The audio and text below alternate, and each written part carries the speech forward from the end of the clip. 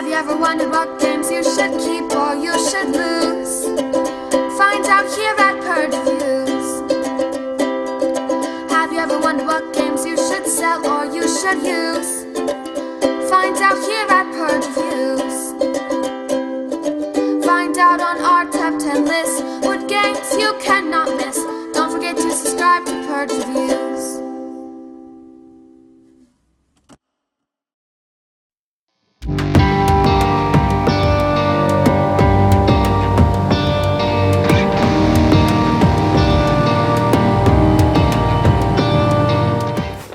So Yellow came out with this Tales and Games series. The box looks like a book on your shelf, and each one is a child's fairy tale or story. Each one comes with a book that you can read to your child at night, and then a game inside. The Hare and the Tortoise is the best one to me. So I'm going to start here with the series. This is number 3. Each one is individually numbered. And this is the best one to me. This is a race game. And if you followed my reviews at all, written and video, you'll know that I'm always on the lookout for a good race game because I want to like them so badly, and I don't. So I've had my struggles. What's cool about this one is a few things. One, kids can play it. Okay? It's a little tricky. They recommend 7. That might be good. You can maneuver a little bit with some younger kids. What's cool is you don't actually own any particular animal. There's 5 different animals in there. You have the tortoise, the hare, the lamb, the fox, the wolf, and they're all racing to win the race. Now you will get one character when the game starts, and you have a second one that you'll pick out the available cards that you have. So you might be the same animal you're rooting for, and it might be 2. They call it betting. So you get 5 points for first place, 3 for second, and 2 for third. So you might win the race, but somebody else might have a better combination. So if you win only the race, the winner, and you don't have any other card, that's 5 points. If somebody has maybe, like, say, the number 2 guy twice, or he has the first and the third guy, he will then beat you in combined scoring. But it's really fun the way the cards work because each of the animals move differently. For example, there's a little signal on some of the wolf ones, and if you play that, nobody else moves. Just the wolf because he scares them. And the lamb moves the quickest until he sees water, and then he stops. That's kind of funny. And the hare moves the quickest unless he's in first place, and then he doesn't move at all. So that's kind of fun. And the tortoise will move the slowest but the most consistent. And the fox just moves at a good speed all the way through. So each of their advantages, I think in most of our games the lamb wins or gets pretty close because he moves the quickest. So be it. This is a really, really fun game. I mean, adults can play this game. I predominantly, to the age of my children, play this with adults, and I really like it as a filler. So it's a really fun game. The rules are fairly easy to understand. You can play with non-gamers. You can play with whoever you want. But it's really fun and looks very attractive on your box. It's short, which I appreciate in a racing game, to be honest. And it's kind of a game that once you play it once, maybe you want to play it 2 or 3 times in a row, it can go pretty quickly. The box has 20 minutes. That might be long. I mean, that might be a long version of it. The rules are interesting. The game is interesting. The artwork is fantastic. If you want a good, light racing filler, this is it. You found it.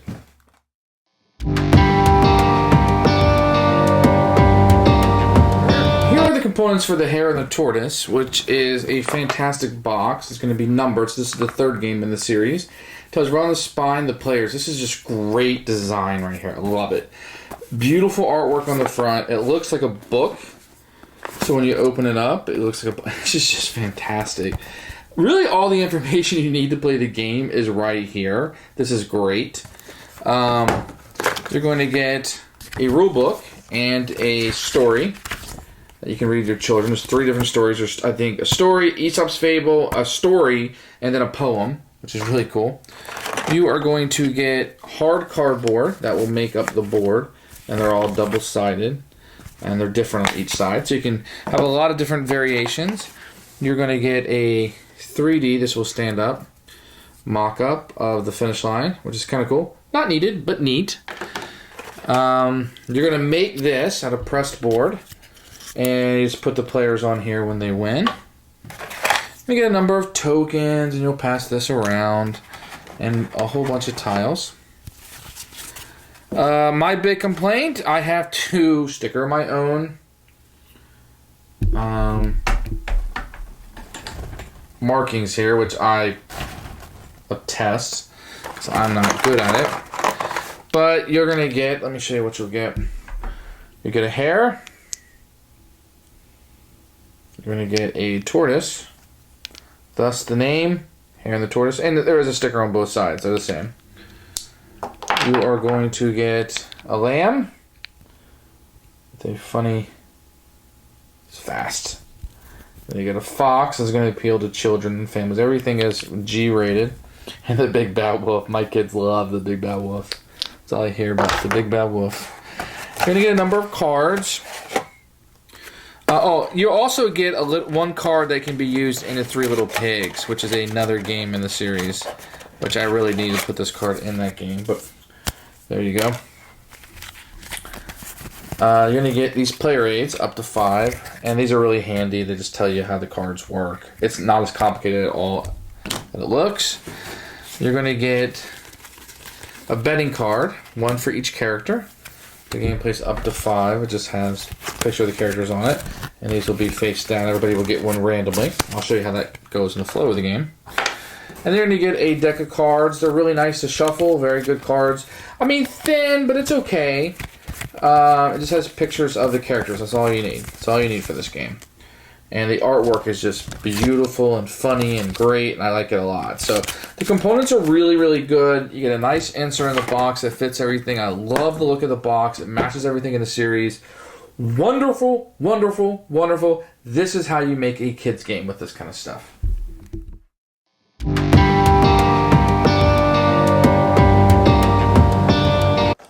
Okay, so in this game, like I said in the introduction, you're going to get a fable, which is the book, and you can read this to your children, which is kind of neat. There's a short version with Aesop, then there's a longer version, and then a poem at the end. So this one you actually get 3. Then some advertisements for the first 2, the Three Little Pigs and Baba Yaga.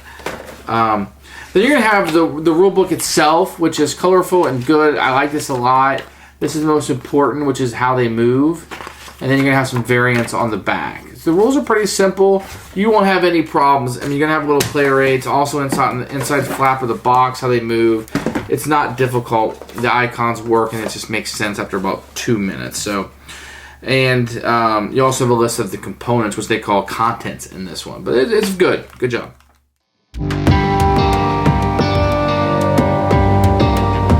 Okay, so I'm going to show you how to play this game really simply.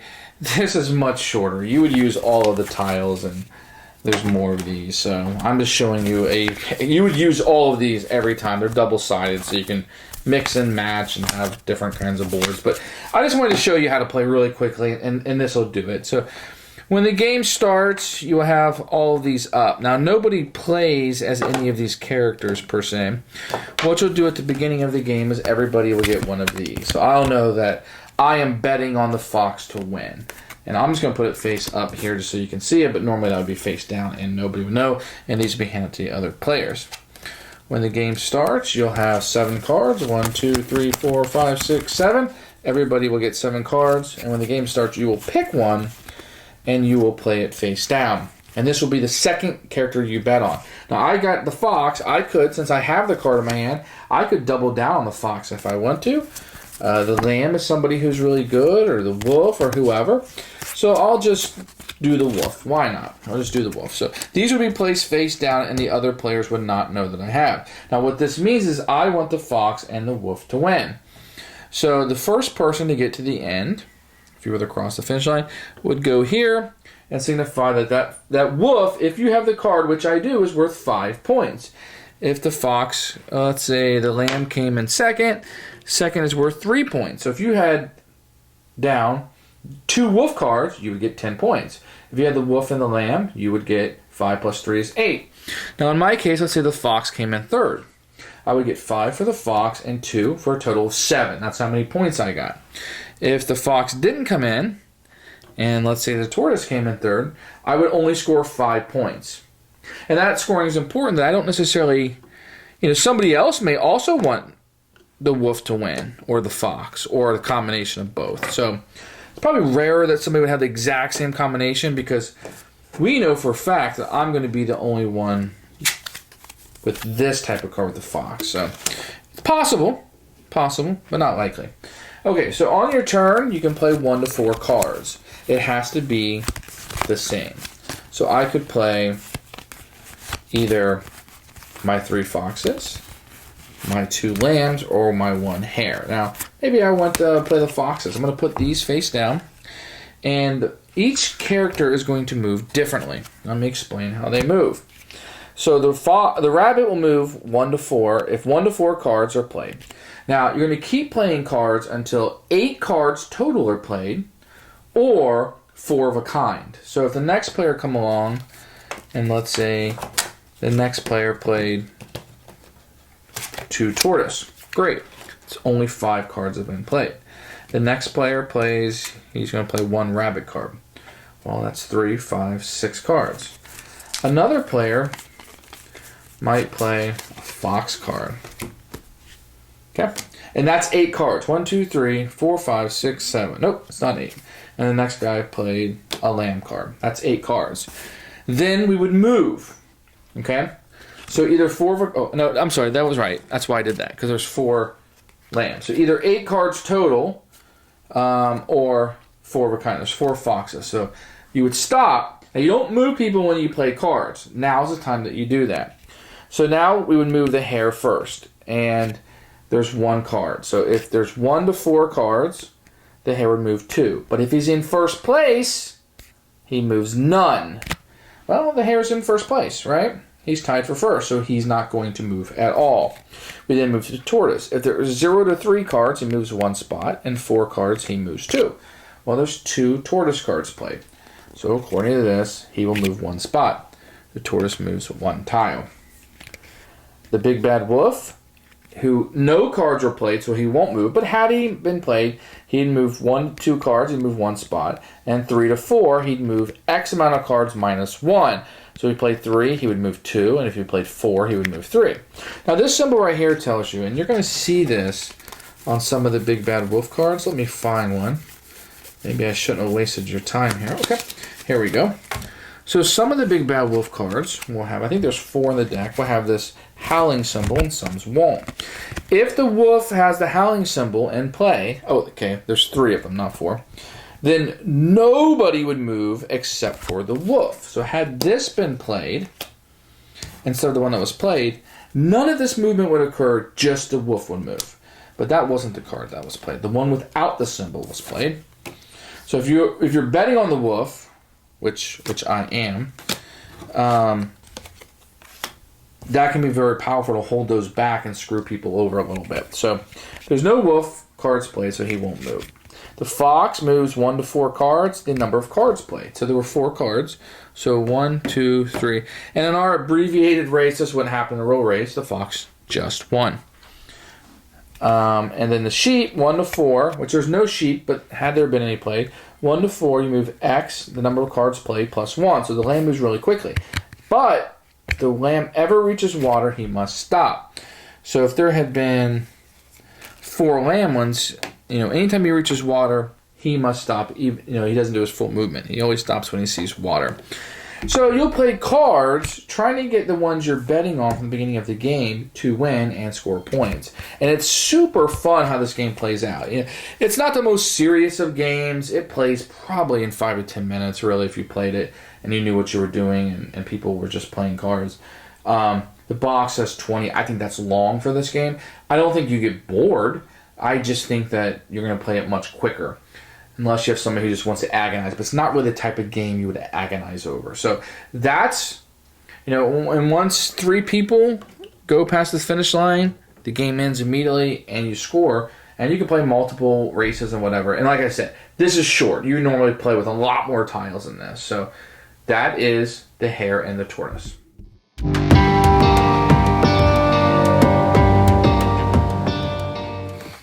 Who should buy this game? Families. Family should own this game, and really this series, but this game in particular. To me, this is the best of the bunch.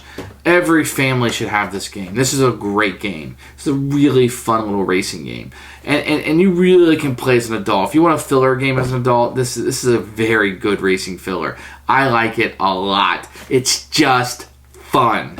It's short, but fun, and I like that, especially as a filler. Now, you're not going to situate a whole night around the Hare and the Tortoise. You're not.